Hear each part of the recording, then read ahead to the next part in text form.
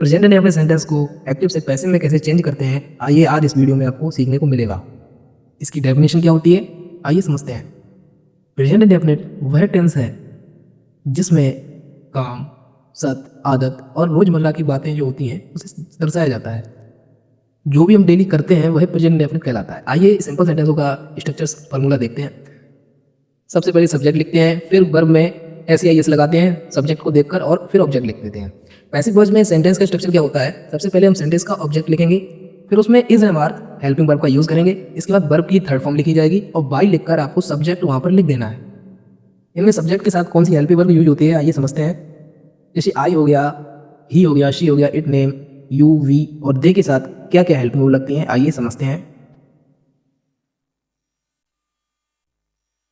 आई के साथ M, he she it के साथ और नेम के साथ इज लगता है और यू भी दे के साथ आर का प्रयोग होता है। इन सेंटेंसों में प्रोनाउन भी चेंज होता है जो इस प्रकार है, आइए समझते हैं।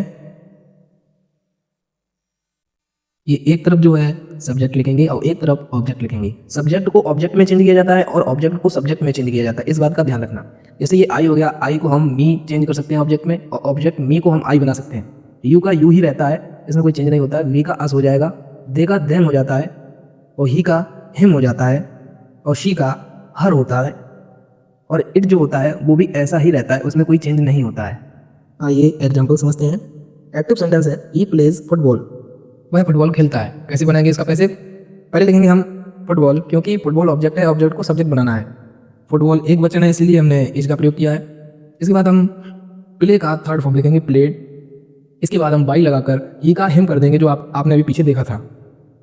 दूसरा एग्जाम्पल आई हेल्प यू, मैं तुम्हारी मदद करता हूँ। इसका passive voice you are helped by me. कैसे, यू का यू ही रहा, यू को हमने सब्जेक्ट बनाया था, यू के साथ आर का प्रयोग किया जाता है। इसके बाद हमने हेल्प का थर्ड फॉर्म लिखा और बाई मी, आई का चेंजमेंट हमने मी में किया, बाई मी। तीसरा एग्जांपल है they teach English, way English पढ़ाते हैं। इसका पैसिव वॉइस है English is taught by them, किसी का नाम हो वो चेंज नहीं होता है। इंग्लिश के साथ इज, टीच का टॉट, बाई देम, दे का देम हो गया। ऐसे ही नेगेटिव सेंटेंसों का पैसिव वॉइस देखते हैं। एक्टिव का स्ट्रक्चर फॉर्मूला कैसा होता है ये समझते हैं। सब्जेक्ट प्लस डू या डज, उसके साथ नॉट प्लस वर्ब की फर्स्ट फॉर्म और उसके साथ ऑब्जेक्ट। पैसिव का स्ट्रक्चर फॉर्मूला वैसा ही रहता है, बस हेल्पिंग वर्ब के साथ नॉट का प्रयोग कर दिया जाता है। एग्जांपल समझते हैं।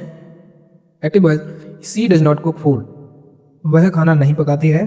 Food is not cooked by her, subject object हो गया और हेल्पिंग वर्ब इज के साथ नॉट का प्रयोग हो गया, cooked by her. I do not love my brother, मैं अपने भाई से प्यार नहीं करता हूँ। इसका पैसिव वॉइस देखिए कैसे बनाते हैं। My brother is not loved by me, आप समझ ही गए होंगे मैंने ये कैसे बनाया। आइए इंटेरोगेटिव सेंटेंस समझते हैं। इंटेरोगेटिव सेंटेंस के फॉर्मूला ऐसे ही रहते हैं जैसे पीछे था, बस इसमें हेल्पिंग वर्ब का यूज पहले हो जाता है। Do does plus subject plus verb की फर्स्ट फॉर्म और ऑब्जेक्ट। पैसिव वॉइस में is am are object verb की थर्ड फॉर्म बाई और सब्जेक्ट का यूज कर दिया जाता है। इसमें एग्जांपल समझते हैं।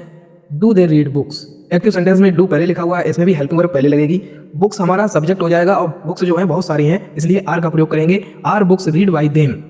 दूसरा sentence does Sita sing a song, song जो है सिंगुलर है इसलिए इज का प्रयोग करेंगे, is a song sung by Sita. अगर आपको ये मेरी वीडियो पसंद आई हो तो अंकित क्लास को सब्सक्राइब करें और ज़्यादा से ज़्यादा इस वीडियो को शेयर करें, ऐसी जानकारी और भी लोगों को पता चल सके। थैंक यू, फिर मिलेंगे अगली वीडियो में।